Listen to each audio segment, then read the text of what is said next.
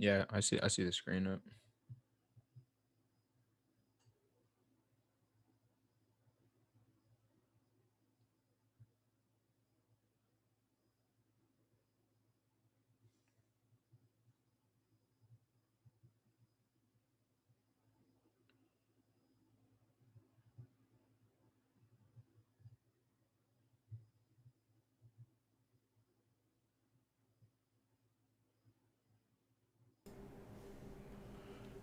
All right, what's going on, guys?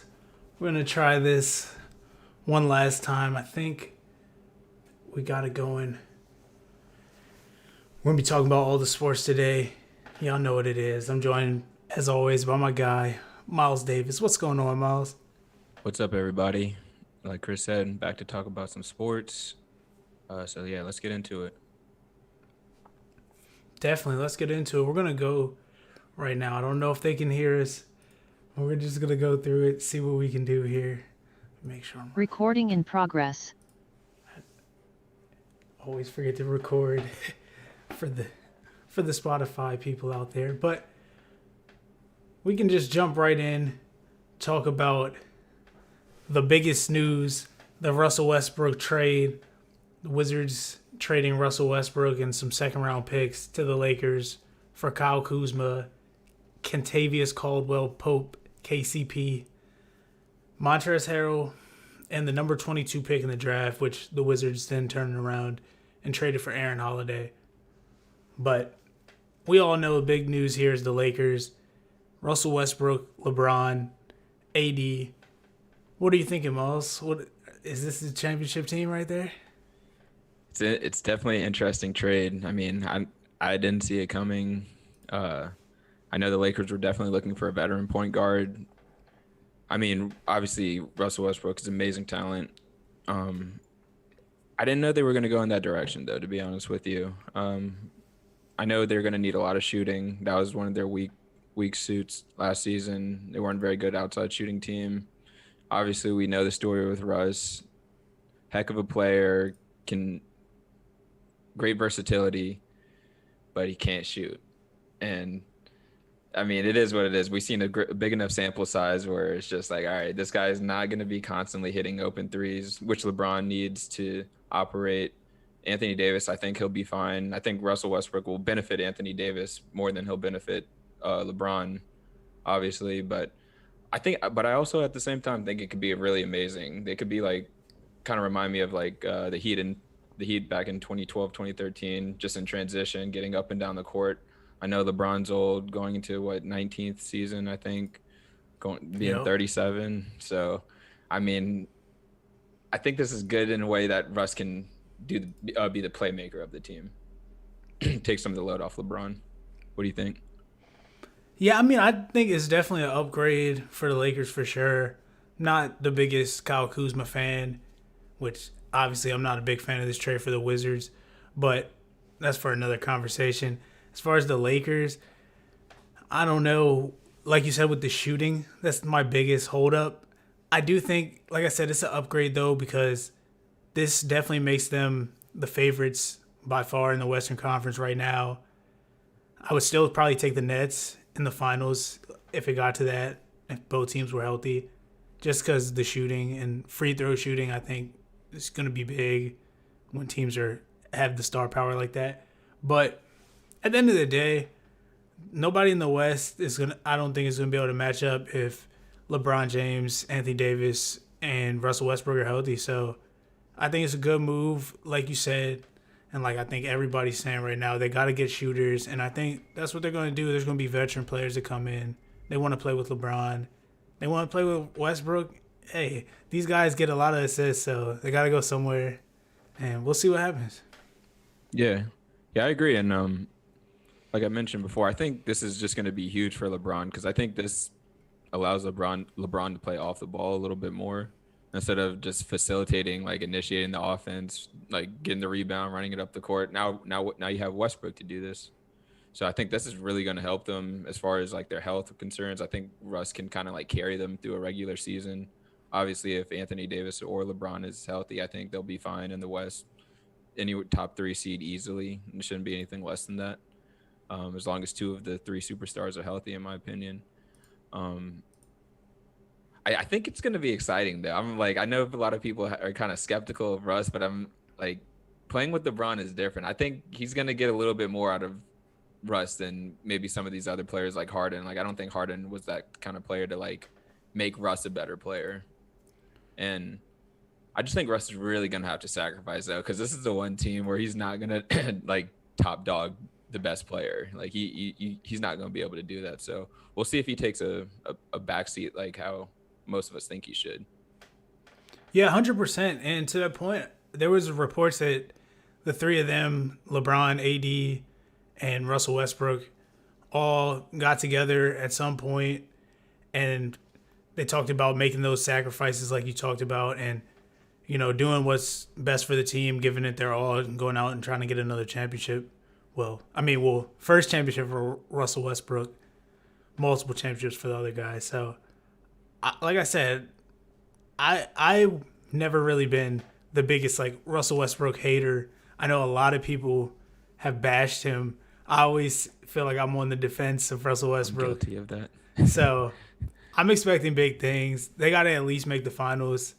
I still just think KD and them boys are just a little bit better.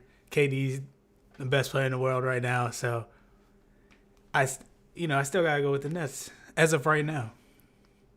Yeah, I mean, I definitely see the Nets obviously being. I mean, Kyrie Irving, James Harden, Kevin Durant. Don't need to say any more than that. And obviously, they're going to get Spencer Dinwiddie back this season. Now they have a little bit more time to play together. So, yeah, they're obviously going to be extremely formidable as long as they're healthy. If they do meet the Lakers in the championship, like how I predicted last year, which I think would have happened this past year if there weren't as many injuries. But I don't know. I think the defense is still going to be huge for the Nets, though. I mean, if you play a team like the Lakers, so now the Lakers kind of matched them with three superstars. And now it's just like I feel like the Lakers would try and bully ball the Nets, kind of like how the Bucks did to the Suns. It was just like the Suns couldn't do anything on the inside. They were just like, all right, even if you guys can shoot better than us, hey, we're going to take it to the rim. We're going to make you guys play hard defense and make you guys, make you meet us at the rim. Like Kevin Durant's not a rim protector, really. Blake Griffin, no. DeAndre Jordan, I mean, he's getting worse and worse as time goes on. So I think that could be their Achilles heel, but I would expect this to be Lakers versus Nets in the championship as long as everybody stays healthy. Yeah, I would agree with that for sure. Nets definitely got to pick up some kind of inside presence. So teams got some moves to make, both teams for sure. They're definitely going to keep adding. And I know it's early in the off season, but NBA just rolls quickly, man. It's crazy. Never stops. And I saw the Lakers were interested in Carmelo too, possibly Buddy Hield. And I heard JJ Redick could be an option. So I mean, yeah, I don't think they're done making these moves. I think they're going to get a good shooter, like a JJ Redick kind of shooter, on their team for sure. Going to look obviously going to be like a vet. He's not going to be like super young player. That's promising, but yeah, I think they're going to fill out their roster pretty well. I mean, you got some of the best players in the world. It shouldn't be too hard to fill out a couple more vet minimum contracts and just get a full roster. Definitely. I think every person that they pick up, like from this point on, needs to be like 40% 3-point shooter or better. Like that's got to be the whole focus. And if that's the case, that's going to be a scary team. That's going to be scary. 100%. I mean, that's all they need. Yeah, because I mean, the Nets can shoot, but I mean, they're not always going to be on every single game. And there's going to be some games they're still going to lose. And do we trust Joe Harris? Yeah, I mean, trust Joe Harris. He didn't look good this year. If he has to hit any shots, I don't know if I trust that. Yeah, heck, even James Harden. I mean, I know he was hurt, but still, dude was just, I don't know what that guy was doing out there, man. He was still out there playing big minutes and wasn't producing the way he should have been. As great of a player as he is. Now, if we're looking at him as an average player, then yeah, he did fine. But I think he needs to get held to higher standards. I mean, I'm not really going to criticize him too much on this one because I just think he was really hurt. But he really hasn't ever come up like super huge in the clutch. So and I'm not expecting. Yeah, and I wasn't expecting him to carry him like KD, but like, dude, can we get one clutch shot out of you or something, or just anything? Like, he just couldn't deliver. Yeah, 25 and 11 assist game or something like. Yeah, just one. That's all they needed, but that's Yeah, for a different combo. yeah, 100%. But we can move on to the next story that we had here. Kawhi Leonard, he declined his $36 million player option, so he will become a free agent. The expectation though is that he'll negotiate a new deal with the Clippers. So we'll see what happens with that. I I would say this right now. I still like the Clippers team. I think that if Kawhi Leonard didn't get hurt this year, they would have beat the Suns. And I think they possibly could have beat the Bucks. I don't know though, because Giannis and the Bucks, I gotta give them all the credit in the world. They played great. But I thought the Clippers looked like a really good team. Obviously, Kawhi Leonard tore his ACL, so we don't know what's gonna be up with that and when he's gonna be able to get back on the court. So I don't know what's gonna happen with them. I still, like I said earlier, I still think the Lakers are favorites, but yeah, what do you think Yeah. about the Clippers? Yeah, no, the Clippers. No, I agree with definitely what you said. I think they would have beat the Suns if they were healthy. I mean, Kawhi was playing way better than Devin Booker was, like just as far as just individually, and obviously Kawhi's the top player on defense. I think they would have beat the Suns pretty handily, honestly, because they were in a roll. They were on a roll too. I mean, they were going down 0-2 in a series and coming back and winning like four straight. So I think yeah, that obviously that injury just hampered them. Um, but I don't see them now, especially with the Lakers. I don't see them having enough. Like Paul George, we saw what he could do, and he did have some huge games, but that was without Kawhi. Still didn't shoot the greatest field goal percentage, but he was still out there doing his thing. I'm not gonna hate on him. He was clutch. He had a few clutch games, still a few pandemic P moments, but I Definitely. don't think they have an yeah. I don't think they have enough. I don't think Kawhi can carry that team. Like they like I'm sure Reggie Jack. I'm not sure what Reggie Jackson's situation is, whether he's still under contract or not. But if he decides to go look for money elsewhere, because Yeah, I mean, he as earned big it as this year for yeah, sure. yeah, 100%. That's what I'm saying. So if they lose him, now it's like you got to replace him at least, and that's going to be hard to find another guard that's Yeah, productive as him. So I think the Clippers are like for the future, like moving forward. I think they're in a bad place to be honest with you, especially with this Kawhi Leonard injury. Like they're in a really really bad place, and they might just go back to being the normal Clippers within the next few years, where they're kind of falling under the radar. 100%. And yeah, like we knew the Lakers were gonna make a move, and now this, yeah, even Kawhi Leonard healthy, I don't think they would be able to compete with them right now. And then, like you said, it's downhill. Their best players are getting a little bit older. Kawhi Leonard's always seems like he's been dinged up. Yeah, He's broke through a few times, obviously 2019 with the Raptors, but the last couple years and then the years before that too, he was banged up, injured, load managing, can never seem to get a hmm rhythm. So I don't know if it's ever gonna happen for him again. You know? yeah. It's unfortunate because I mean I think he was really like hitting his prime and like starting to like I mean he obviously he was doing great things, but I think like as far as his physical peak, like I think he was really like at that level. Like I mean he was playing amazing this past playoffs, like going crazy. So yeah, it's unfortunate, and with as many like draft picks that the Clippers given up, so I mean they I don't know where they can move from here. They don't have any leverage for that many good trade options. I mean Yeah. it's looking rough for them. Yeah, and I know it says that Kawhi Leonard's expected to re-sign with the Clippers, but you never Yeah, know, man. If he yeah, you he could never know. easily just leave, and this could turn ugly real fast for the Go Clippers. to Golden State. I swear, if he were to leave, I feel like he would probably go to Golden State or something. Hey, then we might have some competition for the Lakers. Yeah, 100%, 100%. Yeah, but we can move off of Kawhi Leonard. Talk about the NBA draft. Just passed this on Thursday this past week. So I would guess I'll just ask you. We don't got to go through every pick here, cause you know COVID happened. We didn't really get to watch these players that much. So Right. what's your biggest storyline from the draft? Uh, for me personally, I'm the most excited about Jalen Green. Been paying attention to this kid since he's been playing in high school.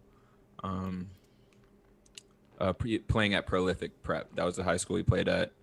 Dude was averaging like 30, just looking like, all right, this dude, why is this dude not in the NBA like right now? Like, so I've been watching him come up. He obviously went a different route as far as what after high school went to the G League Ignite, was very productive out there. I think he was averaging around 17 points, and he was just showing how versatile of a scorer he was. And I mean, dude's athleticism is off the charts, and he's like 6'7", kind of wiry frame, but he's still like basketball strong. So I'm going to be personally, I'm most excited about him. But obviously, I think Cade Cunningham is the best player in this draft. I think he's the most well-rounded. He looked just looking at him play. I mean, he looks like he has a great feel for the game, being 6'7". I mean, pretty much has no weakness. So I think he's obviously the clear-cut number one pick. But for me personally, like I think Jalen Green's going to have a great NBA career. And obviously, there's other guys. Evan Mobley, USC, great versatile big. I think he's going to be a problem. He actually could be the best out of all these. Who knows down the line? It's hard to say. But yeah, I think the top three draft picks were all pretty decisive, and I think those players are going to have the most success out of this whole draft class, which would make sense, which is why they were at the top. Yeah, for sure. I think the top three were pretty solid, set in stone. Those are probably the three best guys in the draft. And I think I would probably pick them in that order just based on positions and Cade Cunningham having a little bit more size than Jalen Green. It's really the only thing I would put him over because I'm like you. I like Jalen Green. When I watch the tape, he jumps off the screen. He just seems like he can score just at a high level. I don't know if Cade Cunningham has that dog in him to just put up like 40, 50 points and stuff, which I think he has the talent to do. So we'll have to see how he develops in the league. But I think they're all three super high potential. But I did want to say for me, the biggest, I guess, story from the draft other than those guys was Scotty Barnes going number 4 to the Raptors over Jalen Suggs. Yep. Now, Jalen Suggs might be the most, other than maybe Cade Cunningham, he might have the most name recognition out of all the guys that got drafted just based on what he did in the NCAA tournament. The casual fan probably knows his half-court buzzer beater to put them in the championship game. So the Raptors ultimately chose to pass on him. Went with Scotty Barnes. He's a 6'8" wing player. Well, they got him as a forward, but at Florida State, at that like second half of the season when I was watching, he was running point guard most of the time. So seems like a pretty versatile dude. I don't know if you had any thoughts about those two guys. Yeah, I watched Scotty Barnes too in high school. I think he went to Montverde Academy. Like he was on the team, and they were just they looked like a D1 basketball team. I mean, they were just annihilating like great like good high level high school teams by like 30 with ease, and he was kind of leading the charge on that team. I didn't really get to see him too much at Florida State, but I could only imagine. I mean, him being 6'8", versatile, like athletic. I mean, obviously he's going to be good. So. Yeah, and like you mentioned, Jalen Suggs, I think he's going to be a solid point guard. For some reason, I just don't have a good feeling about him in the NBA. I don't know what it is, but I feel like he'll just be I just feel like he'll be decent. I don't see him being great, but I mean, obviously, I could be extremely wrong, but I just get some feeling about him. But I'm not like he's obviously a high level player. I think he's going to be able to stay in the league, but I don't know if he'll become like that star. So. That's just kind of how I feel, but it's just a random intuition thought. No, I agree with that. Like when I watch his game, I feel like he has like a college style game. Right. And I don't really, like you said, I don't know how to like put that to words so much as I don't think he's going to be like a superstar at the NBA level like some people do. I would say that I think Scotty Barnes has more potential just based on the athleticism, some of the quick twitch movement stuff that I've seen from him. He seems like a pretty versatile athlete that can play multiple positions, defend multiple positions. If it breaks right, if he gets his jumper right, I think that's probably the biggest question mark with him. But if he gets his jumper right, I think he could be like a all-star level player. And I just really don't see that from Suggs, honestly. Yeah, I would agree. And Suggs is now on the Magic. I mean, it's a rough situation. Obviously, he's gonna be asked to do a lot. So we'll see. I mean, he might attack this opportunity with open arms, and you might end up being great. But we'll see. I just something telling me I just don't feel it. I don't feel it. Yeah, I guess we're an anti-Suggs podcast here. Maybe Alex is a Suggs guy. We'll see. We'll have to get his thoughts for sure. But yeah, I mean, other than that, a couple other guys in the top 10, just mention their names. Keep an eye out for these guys. Josh Giddey was the first foreign prospect off the board. He went 6th to the Thunder from Australia. He's a 6'8" point guard, so I feel like anytime I see those 6'7", 6'6" and up point guards, gotta keep an eye on them. You know, they could be a difference maker. Yep. And then the other one I just wanted to point out was Jonathan Kuminga. He went 7th. Another guy from G League Ignite. So 2 picks out of the top 7 coming from the G League program. Players opting not to go to college, getting paid a few dollars, still going in the top 7 here. So just wanted to get your thoughts real quick. Do you think you're going to see more and more players start doing that? Yeah, and I think that's why the NCAA changed their ruling recently about letting players like make money if they're that marketable. Seen a lot of former D1 athletes pretty upset about that. It's just like, man, where was this when we were playing? But yeah, I think a lot of people are gonna, or at least a lot of high schoolers are gonna see the opportunity if they're good enough to go kind of pro right out of high school. Like they don't need that college development.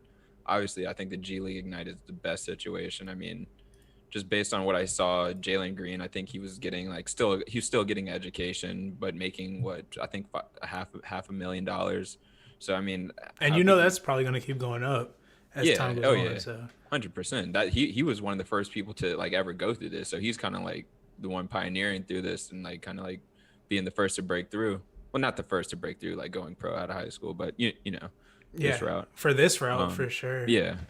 Somebody has high profile. Yeah, I definitely see the highest level high school athletes going this route more often, though. It just seems better. I mean, it seems like it has more to offer.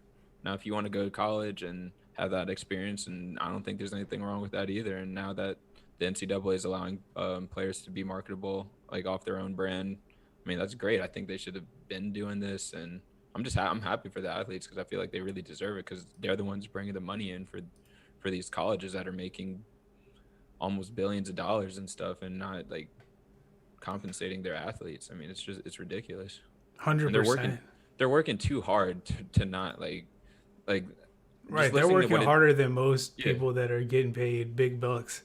100%. So I'm like just hearing D1 athletes talk about like their grind just to like get where they're at. And I'm like, nah, some of these players need to be getting paid, especially if the school is bringing in that kind of revenue.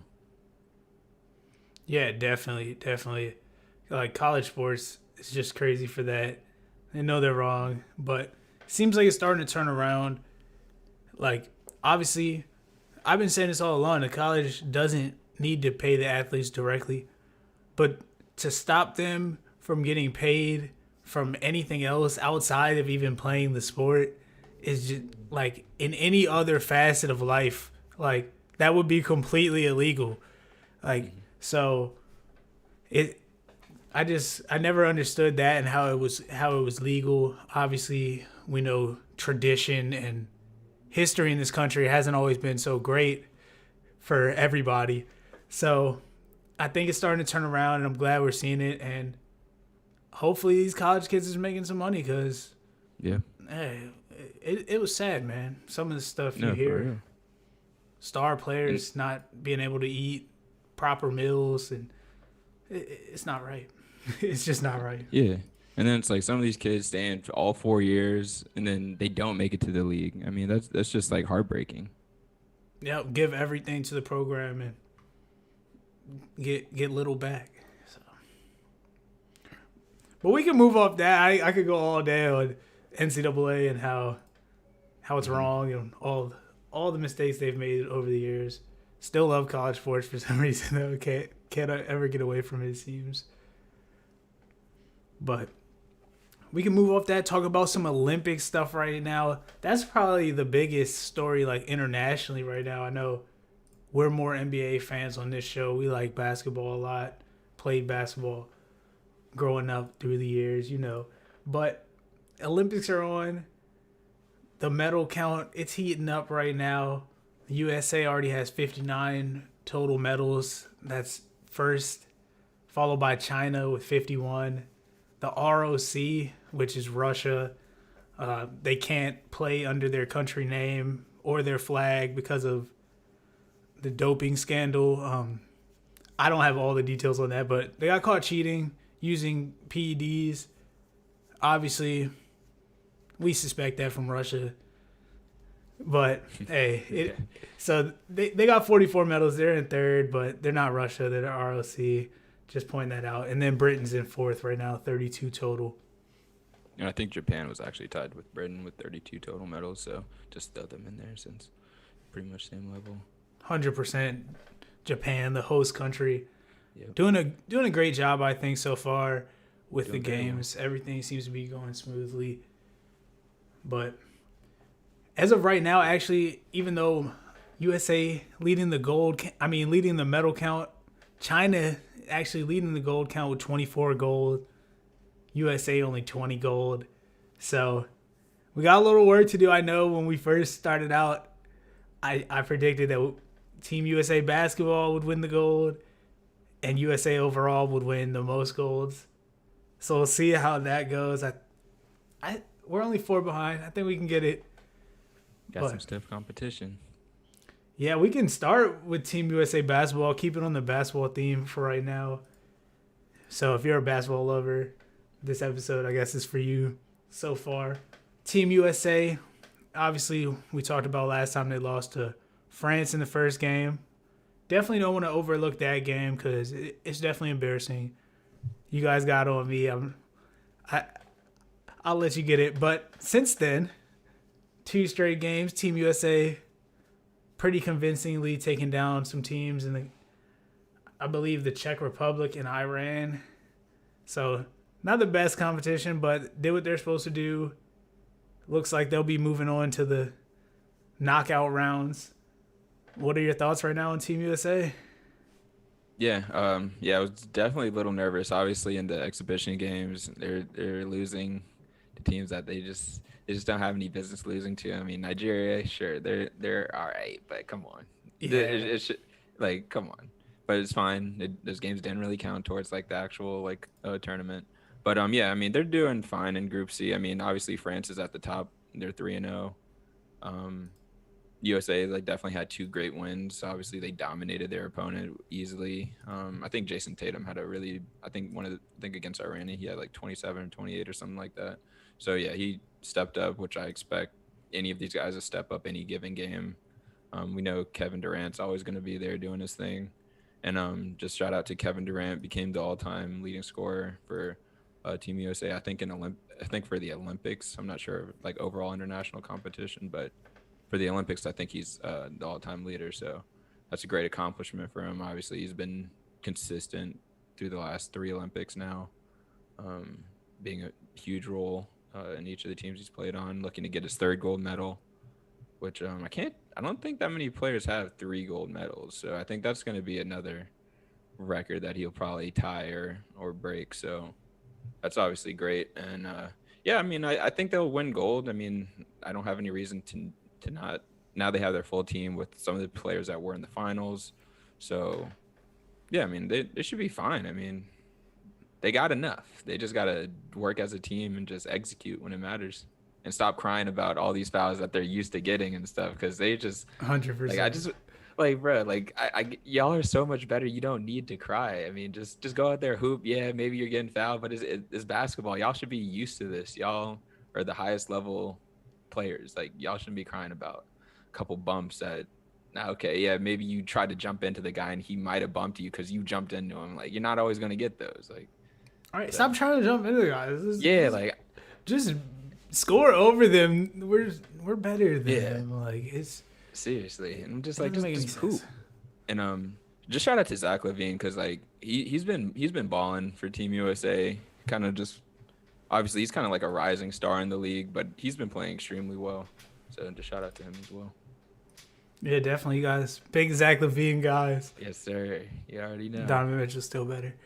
But hey, Donovan Mitchell's not there.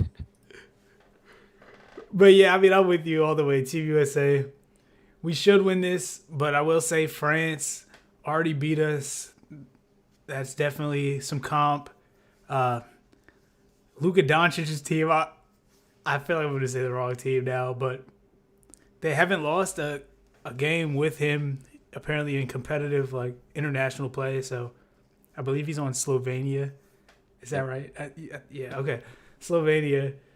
Yeah, that's comp, man. Luka Doncic, he might carry those foreign boys. We gotta see, He, man. didn't he drop like 48 in one of the games or something? I mean, dude, Yeah, he's he's been balling. Like going crazy. it's I like the mean, honestly, Mavericks all over. I mean, honestly. yeah. And it's like the crazy thing is, I feel like this is a competition. Like he's even more accustomed to playing because like this is kind of like what he grew up like the kind of international like European play. So like, and like I watched the game when he had 48. I'm like, this dude is just like he like it's just not fair. Like he looks like a man child playing against these guys, and he's still like about an average height for like a professional NBA player. Or yeah, about average height for a professional NBA player. So, I mean, he's just out there doing whatever he wants. Just like he's so crafty, and like he just gets to his spots and just easily scores. I'm like, it just looks too easy. And obviously he's doing that in the NBA too. So, yeah, I mean, he's obviously a great player. Definitely, definitely. But yeah, I mean, we'll check back in with Team USA on next week's episode, see what it's looking like. We'll probably have played a couple of knockout games, maybe getting towards the medals. But we can get into a couple other Olympic sports here, some news, gymnastics. I wanted to get your take on Simone Biles because I know there's been a lot of talk out there. Obviously, some consider her the greatest gymnast like in history. And then she went out. She began in Tokyo Olympics. I'm not sure which event she actually did. She did a couple, I think, and then she backed out. Obviously, going through some stuff, mental health.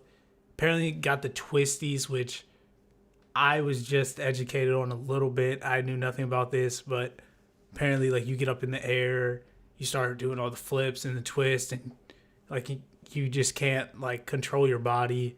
You don't know like where you are, like you don't know up from down. So she backed out. I seen a lot of people had a lot of negative stuff to say about it. What's your take on the whole situation? Well, first off, for anyone criticizing her for stepping out, I mean, you don't no one pretty much knowing knows what it takes to be the very best at something like in the whole world out of 7 billion people like you're that person. So I don't think like people that are criticizing her like she's already shown she's the best.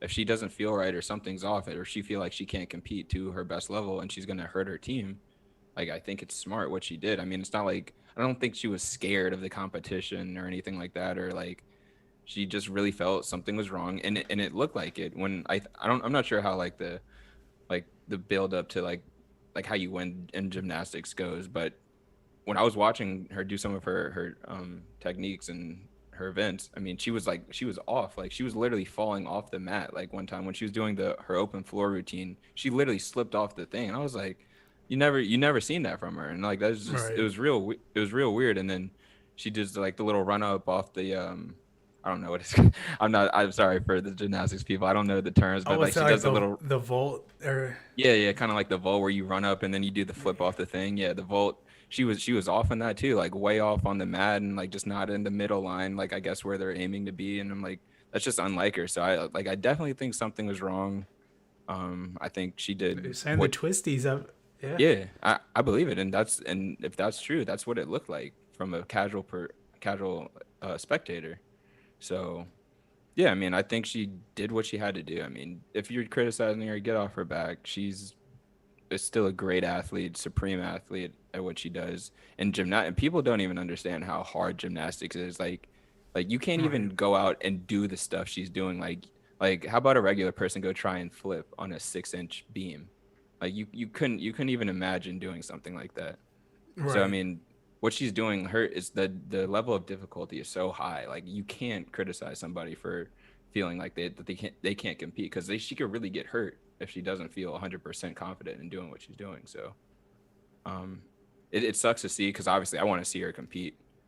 I think she was obviously the favorite to win, but I mean, if she has her withdrawal and she feels like that's the best decision, just let her be. Like she's still gonna cheer on her teammates, and it is what it is. Yeah, 100%. And like you said, I would love to see her compete because she is the best, and it takes a lot to do that. Obviously, if you're not up to standard mentally or physically, you could really hurt yourself. So, for her sake, is I guess if that's the case, it's good that she dropped out. Hopefully, she gets back right, can, can continue competing if that's what she wants to do. But I do want to mention, I want to get the name right. Suni Lee. Suni Lee. Yes, I got it right. Okay, I'm getting the thumbs up. Suni Lee won the all-around gymnastics gold for the United States women. Incredible performance by her. Just wanted to mention her stepping up with Simone Biles going down. So kudos to her. Super happy for her. Yeah, I'm glad to see another American kind of like step in. I mean, not step in. Obviously, she was competing too, but like she stepped up and was won one of the most important competitions in gymnastics, which is all around. So it shows how versatile she was, and it shows how well that obviously Team USA is coached. If you have two people that are capable of winning the all around competition, so yeah, great. That's great for her. Definitely, definitely. And now I'm noticing that we got, well, I should say we. Oh, I shouldn't put it on you, but you're the track guy around here. I haven't really been watching. I've been trying to. It just, I guess, hasn't been on when I've been watching the Olympics coverage. But take it away with the track news. What's going on over there? Yeah, yeah, a lot of good track and field events, swimming, a lot of world records being broken. But just to speak on probably one of the most notable events that most people are going to know about track and field, obviously the 100-meter dash. That's just who's the fastest person right now in the world. And this is what I love about track. This is what I love about track and field. Like it's not about feelings. It's not a game. It's just like who is actually physically the best at this event that people can do. Like as far as strength, jumping, sprinting, like this shows who's that person. It's like it's a really amazing thing to say that you could win an Olympic gold medal out of like 7 billion people. Nobody could beat you in this event. I think that's amazing to say, and I think that it gets overlooked. Obviously, track and field is not like a super like notable sport, but obviously it's done globally. But I mean, as far as I feel like it is. Track and yeah, field it is. It's probably the first sport. Like, if you really Yeah. think about it, like go all the way back in history, like the first time people probably competed was just like, hey, let's see who can run fastest to get over there. Exactly. So Exactly. to me, track and field, like you said, it shows really who's the best athletes, like just overall. Yeah, and yeah, like you said, I mean, this is a perfect. It's just a measurement. It's not like it's not a game. You can't inject your feelings into this. Like you can't be like, oh yeah, she should. Like no, she did. If they didn't win, you just didn't win. You got second place. There's So no judges. There's no there's no judges. fouls that could go 50-50. It's It's just Yeah. your time is once you cross that line, then your time is your time. It's automated. They're not messing your time up. I mean, it is what it is. But yeah, going back to the 100 meters, I think the biggest story would probably be the women actually. The men was kind of like the men. This was probably one of the worst Olympic finals I've ever seen. I can talk about that a little bit, but just shout out to Elaine Thompson. Actually, all of Jamaica because Jamaica dominated this event in the women's. Elaine Thompson ran an Olympic record with 10.61 for a woman, which is just stupid fast. Like yeah. that's just ridiculous. Most dudes can't even run 10.6. So that's amazing. And she beat obviously her teammate who got second, Shelly-Ann Fraser-Pryce, who could also be argued as the best women's sprinter of all time. But I think with this performance, Elaine Thompson is now can be considered the best woman sprinter ever. She has 2 Olympic gold medals, tied with Shelly-Ann Fraser-Pryce, who got the silver medal this past Olympics. So, but now how we could differentiate that is Elaine Thompson's ran a faster time than Shelly-Ann Fraser-Pryce has ever run. So now she's just not by much, but she's still a tad bit better. So you would have to consider her the GOAT. Me and my dad, we actually age graded her performance, and we actually age graded both their performances at their best. And Elaine Thompson had a higher rating than Shelly-Ann Fraser-Pryce. So I think she can be considered the GOAT for women's sprinting. And we all know the GOAT for anybody came from Jamaica. Usain Bolt won 3 Olympic gold. Yeah, so I think it's safe to say Jamaica pretty much dominates the sprinting aspects of track and field, and they probably will for a long time. Yeah, so who knows? Yeah, they can run down there for some reason, man. Yeah, extremely fast. So, and then even the girl that got third, I'm sure she was a young girl. I don't even know who she was, but still got the bronze. So now she put her name on the map, Jamaican sweep. So I think that's probably the only notable track and field event that people actually care about. And just speaking on the men, Marcel Jacobs from Italy, never heard of this guy in my life, but ran a heck of a round and ran a 9.79 automated time. So I mean that's gonna win you pretty much any meet, and he just did it at the right time. And that's all that matters, is just like who shows up. Yeah, clutch. Exactly. That's just like hitting like a go-ahead basket in basketball. Like when you're down 1 with 5 seconds, like just came through at the right time, and now he's the defending world champion, literally. So now he put Italy on the map, and yeah, shout out to them. So yeah, 100%. Love to see stories like that where the underdog pulls it out, comes out of nowhere in the Olympics, takes home a gold. And those dudes get so hyped for their countries, man. It's great. This is what they live for. This is what some of these people literally live for, because they don't have like all these professional outlet like events that they can go to. So I'm like, all right, now if I can represent my country in this way, this is the biggest thing I can do. And this is one thing I like about track and field. Like you can literally just get like a world competition. Like, all right, we bring in everybody from every single country. I've never even heard of some of these countries, and people are like competing from. And like it just brings like, all right, who's really the best at like these events? And yeah, the Olympics has been great. I've been seeing a lot of sports I've never even like seen be played. Yeah, there's a lot of sports that I'm like, I saw men playing field hockey. I was like, I didn't know men played that. I thought that was a strictly women's sport. Yeah, I thought the same. So I've been seeing a lot of sports. I mean, I've been seeing I even watched some of the archery highlights. I'm like, the dude. Archery's. Yeah, the archery was cool. It was actually cool. And I seen they had a BMX, skateboarding, like everything. So. Yeah, I was definitely gonna ask you about the peripheral sports, as I call them. There's so much weird. I'm not gonna say weird. I'm not gonna disrespect their sports, but foreign to me. I never watched some of this stuff. And it's interesting, man. Even like the volleyball stuff, I feel like it's been cool. Definitely been watching the swimming. Haven't really talked much about that, but I think USA's been a little bit disappointing in the swimming, but they've been doing all right. They've had some really good performances as well, but the swimming right now, it seems to be pretty even throughout the countries. There's a lot of great swimming out there. Or great swimmers out there, I should say. Did you see that one? Did you see that one American though? I think he broke like 2 world records and got like gold in like 3 or 4 events. I saw, and like I think he broke like the 100-meter like butterfly world record, and I think his last name was like Dressel or something, or like I don't know his first name, but Dressel. He's definitely had a good performance, individually. He's been awesome. For sure. Katie Ledecky's been pretty good too. With 100%. Yeah, she was a prodigy. She was winning gold at 15 years old. So she's been doing this. Yeah, like I think they had the 1500 meter, which is so many laps in the pool. It takes over like 15 minutes for them to swim, and she just completely destroyed everyone. It was fun to watch though, actually. Yeah. Yeah, I mean, there's a lot of like amazing sports. What else was I watching? I was watching like judo.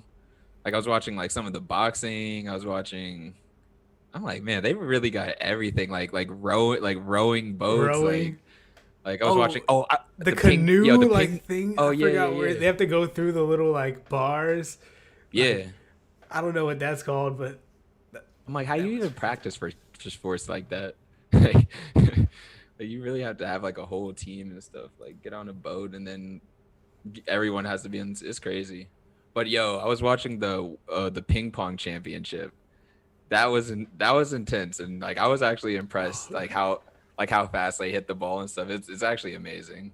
Like like if I mean I'm sure we've all played ping pong here and there. I'm like we wouldn't even be able to return some of their hits. I mean it's crazy. Yeah, there'd be no volleys, None. all aces. It was like, No, yeah, it was amazing. Like people are like, and it's just the one thing I like about the Olympics is just like it just shows how different cultures like accommodate to different sports and what they care about. Like we play in America, football is the biggest thing, but else pretty much anywhere else in the world, like maybe no, Canada yeah, has it nobody's too. playing that Nobody really. care. Nobody even cares about it really. Yeah, And then that's why I'm like, when I saw field hockey, I was like, I don't think men do that in America. But I mean, in other countries, that's what they do. Like, and that's what some of the people like dedicate their lives for. And like archery, like I saw and badminton handball. too. Yeah, handball. I'm like, oh Handball, they come were on, going like, hard when I was watching some of these women, man. The Norwegian women, yo, the Netherlands, yeah.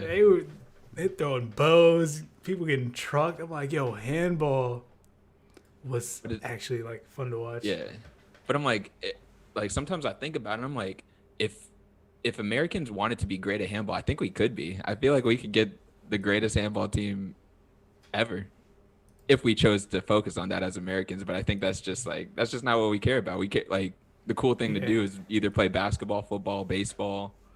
Yeah, those are not so much baseball. yeah. I wish it was, but Hey, I try yeah, to throw it. I try to throw it in there because I appreciate it.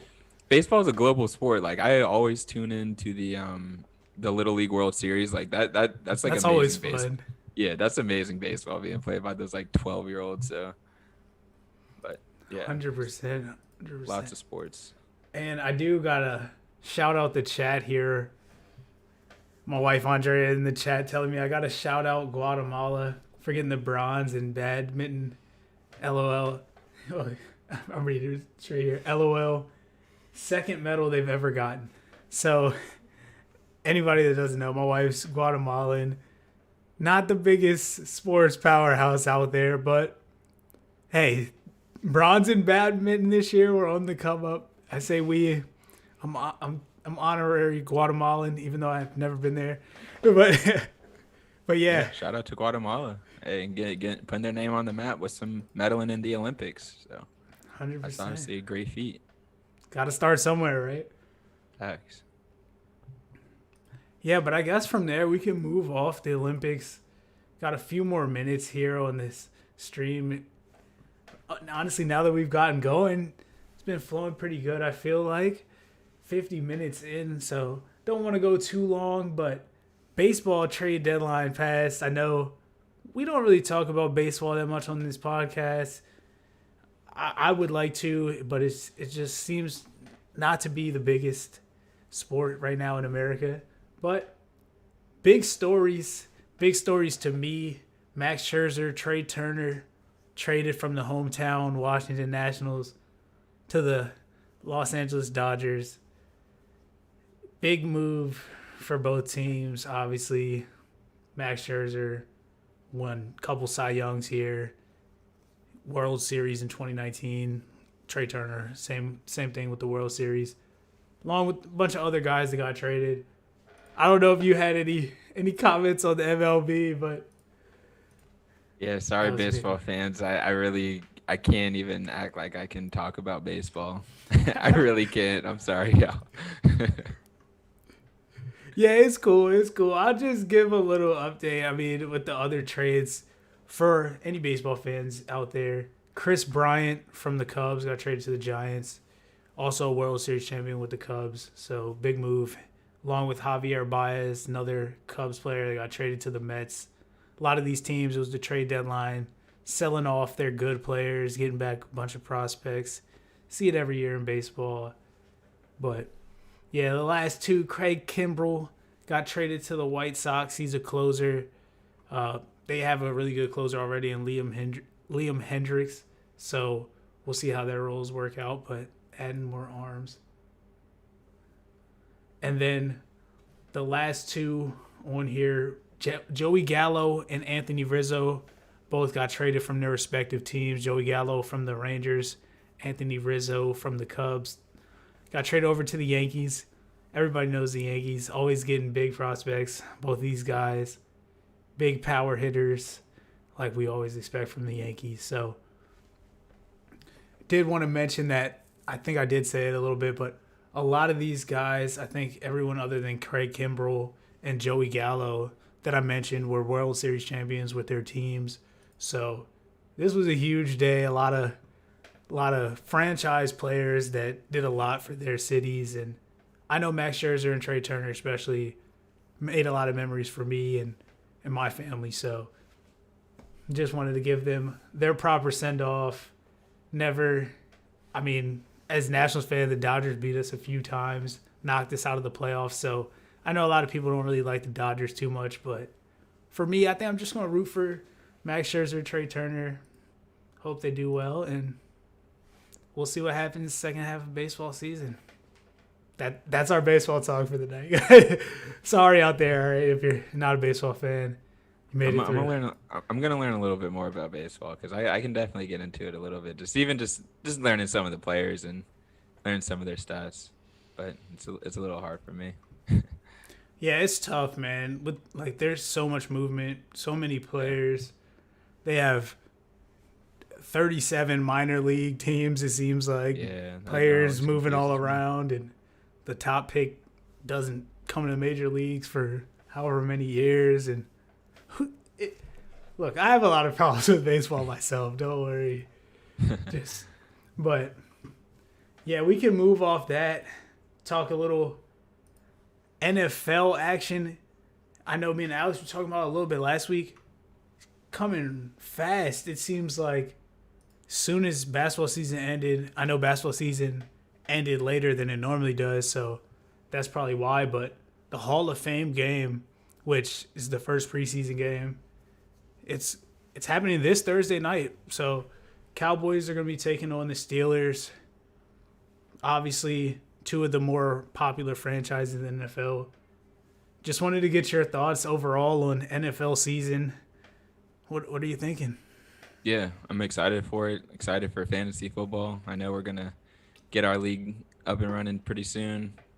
So that's always going to be fun with the boys. But, I know this Cowboys still dealing – I'm sure they're still dealing with, the Dak Prescott injury. Don't have too much promise with them this year. And obviously, I'm a Washington team fan, so I hope the Cowboys don't do good regardless of who they have on the field. So I hope they take an L that game. I hope they take an L that game just to start it out right. Not really a big fan of Steelers, but hopefully it'll be a good NFL season. I'm really excited about it. I think there's going to be a lot of good players coming back that got hurt last year. Saquon Barkley. I think Odell Beckham got injured last year too. Yeah. So hopefully we get to see him back. And I think the Browns are actually going to be a really formidable team. I mean, they're already really good last year, so I think they're going to build off of last year and continue that run. Who knows? The Browns could surprise some people. So yeah, 100%. I've seen a lot of people talking about the Browns potentially as a sneaky team to go to the Super Bowl. You know, if things break right, somehow anybody in the AFC can get past the Chiefs. People are looking at the Browns based on their defense. They got Baker Mayfield. They got Nick Chubb, he's in the news here. Three-year, $36.6 million extension with the Browns. So he'll be on the roster through 2024 with that. But, yeah, even if you look at, offensive line metrics, they were graded as the best offensive line last year, and that was in both pass protection and run blocking. So they got a good offensive line. They got good playmakers. They got a good defense. I think they're going to be a good team for sure. Another team that I wanted to talk about, though, before the season starts, the St. Louis Rams. They traded for Matt Stafford in the offseason. So we'll see what happens with them. Or I did say the St. Louis Rams, didn't I? It's been 3 years now, right? They've been playing in LA. That's how we grew up seeing them though. So Yeah, my first introduction to the Rams of St. Louis were Torrey Holt, Marshall Isaac Faulk. Bruce, Marshall Yeah, I used Falk, to love that team. Kurt Warner, the greatest show on turf. So Team was amazing. these true. Rams got a lot of expectations though. Expectations like that team, honestly, I've seen people picking them to come out of the NFC potentially.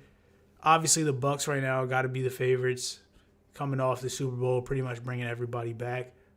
But what are your thoughts about the Rams? Do you think they can make a run? Yeah, I mean, obviously they did make it to the Super Bowl a few years ago, if I remember correctly. So, yeah, I mean, I think they got Matthew Stafford, correct? Yeah, Yeah, so obviously he's been one of the top quarterbacks, probably like a top 10 quarterback for like the last like 7, 8 years, pretty like solid, solidly. So, yeah, I think the Rams are always they're going to be a formidable team. We'll see. We'll see. I know Aaron Donald. I mean, you can't ever forget about that guy. Arguably one of the best defensive players in the league. I think he got another 99 rating for this upcoming Madden season. So, dude's just dude. Like when you like, I've watched a few videos of him just work out and stuff, and like, dude is a machine, and like his 100%. technique second to none. So yeah, I think they can obviously make some noise in the NFC. Yeah, for sure, for sure. And I mean, with that being said, the season officially starts, the regular season, September 9th. It's a Thursday night. Obviously, we know the Thursday night kickoff. The Super Bowl champ Bucks are going to be taking on the Cowboys. So, over the next month, I'm sure we're going to talk more and more about football, upcoming season, maybe even some fantasy football stuff. I know last year me and Alex did a mock draft. So, might try to get another one of those in. If you're up for it, Miles, Yep, that'd be fun. we can do that for sure. And the last piece of news for that, just wanted to mention real quick. Vikings rookie quarterback Kellen Mond tested positive for COVID. He's not really the big news. Honestly, it's Kirk Cousins, starting quarterback, high risk, close contact. So he'll also miss some time. We'll see what happens with that. Obviously, we're still a month out from the season, so we think he'll be good, but just something to keep an eye on. Yeah, and I don't know if you guys talked about it last week, but I know I'm pretty sure you guys heard like the DeAndre Hopkins controversy. Like, what do you think about like player? Like, you think players should have to take it, or what do you think? I mean, for me personally, I don't think that a job or an organization or anything like that should be able to make somebody make a personal health decision. Now, look, if the NFL wants to find people that get COVID and mess up games and ruin the bottom dollar, I'm also fine with that. I'm also fine with players opting out if they don't want to play, if they don't want to subject themselves to anything like that. But then obviously you don't get paid. So I'm still fine with players that say, I'm not getting the vaccine and I'm still going to play. So I feel like it's a personal choice, and I don't feel like any organization or team should be able to enforce something like that. 100%. Yeah, but it's just really gonna be unfortunate though. Like if teams have to like forfeit games because too many like obviously football teams like that's a large group of people. So I mean I think it's gonna be tough. I think it's easier to manage like a basketball team, for example. It's just not as many people. But it would suck to see some of these players retire because they don't want to take it. But I definitely understand you have every freedom to not want to take something that you don't think is going to benefit you. But Yeah. it's such like a controversial thing because I'm like, dude, like just take it. But then I'm like, nah, you can't just say that because like that's his life. Like you can't tell someone how to live their life, like especially like grown men. So it's just it's such a hard thing to do. But I mean, obviously the goal is to make money and to entertain. And to entertain, you need to be healthy. And if you're not healthy, then you can't play, and then you're not making money. So it's a tough situation. Yeah. But I mean, we'll see how it plays out because it could end up being fine. People that don't want to take it and be like, hey, it's not a big deal. I didn't catch it. We move on with life like how life was going on normally. So we'll see. Yeah, 100%, man. And I feel like it's a lot about nothing, honestly. I don't think we're gonna get games being canceled and stuff like that. We've seen Right. the NBA go, the MLB now without a bubble. These players, some vaccinated, some not. Everybody doing whatever. I don't know what the leagues are allowing players to do and all that stuff, but whatever it is, I haven't really seen games getting canceled like that. Maybe one or two here and there, but with the NFL, like they did last year, I don't think, if anything, it'll probably be moved back a day or something. I don't think it's gonna interrupt the Yeah. season. The show It's has not to go on. confident. The show has to go on. Yeah, and I mean, look, if you And then I'm like, get it honestly, and you miss a game, yeah, it happens. it's not, Next it's not the man end of the up. world. That's what the NFL Yeah, always says, that's- anyways. and that was kind of my mentality. I'm like, honestly, if some of these players are willing to retire just like because they don't want to pay the fine or don't want to take the vaccine, fine. But I can tell you what, that man's second string is happy as I'll know what, because he's probably like, I'm gonna do whatever it takes to get into that first position, and I'm gonna step up and try and make a name for myself. So yeah, like you said, next man up. I don't think anyone's gonna feel bad for you if you don't play. I don't. Right. The world just doesn't have time to have sympathy for that. It's just like, all right, fine, you don't play. You're not taking any hair on my back. So it is what it is.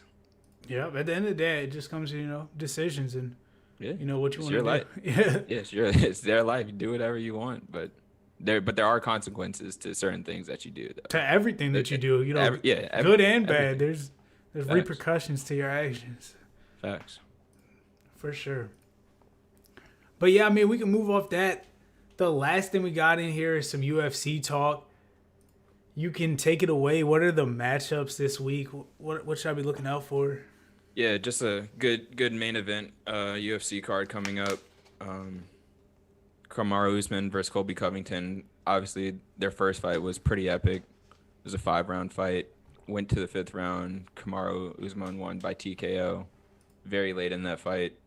And I think we've all, if you do follow UFC, you've definitely heard of Colby Covington. I mean, this guy's like a knockoff Conor McGregor. Just all he does is just talk Just a bunch talking. of crap. Just talks crap to anybody I don't like about that guy. anything.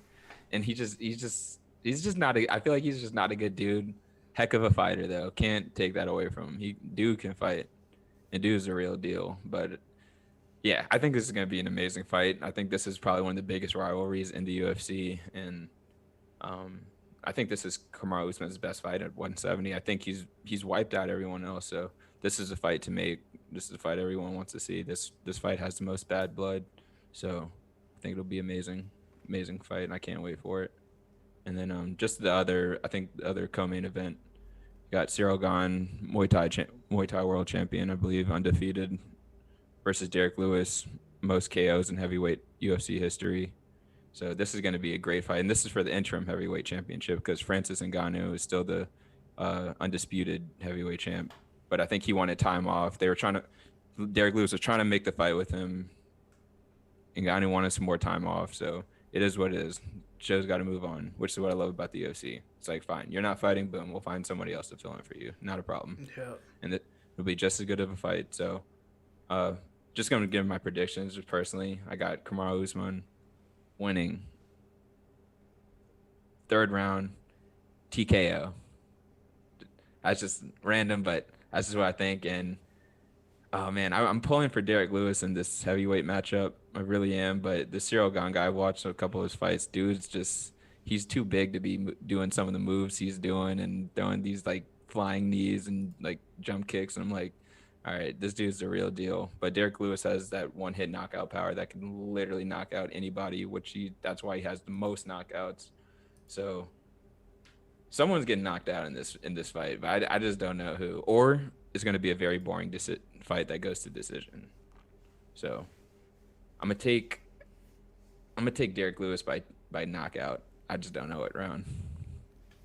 Yeah, I mean, I'll make my prediction for the first one. I know a little bit more about those two guys, Usman, Colby Covington. I've at least seen them fight before. And I got to go with the champ, Usman.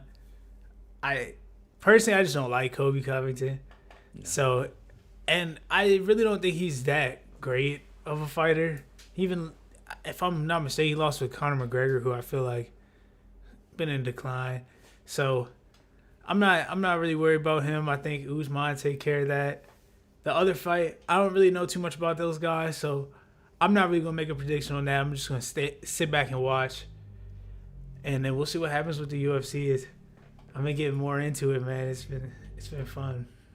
Definitely, yeah. Still some great fights that are still to be made. Um, just real quick, T.J. Dillashaw was former bantamweight champ. Got a pretty much a 2-year ban in the UFC for EPO, which is like obviously a performance enhancing drug.